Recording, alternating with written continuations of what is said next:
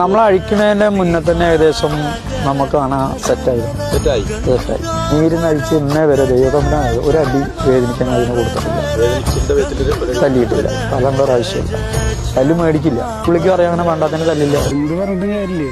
പൂരപ്പറമ്പില് വേറെ ആന തെറ്റിയോ അപ്പൊ തന്നെ ശശിയാണ് അടുത്തേക്ക് വിളിച്ചു കൊടുത്താണ്.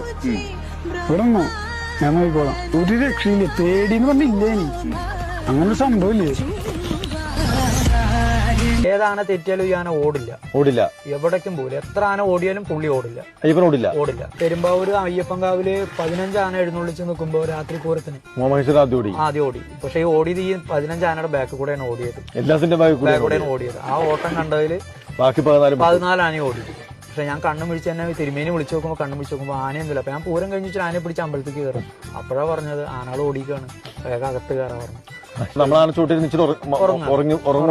പുള്ളി നിലം കൈ അടിച്ച് ഇങ്ങനെ ചെവിയൊക്കെ പിടിച്ച് നിൽക്കുന്നുണ്ട്. നമ്മളറിയുന്നില്ല. പക്ഷെ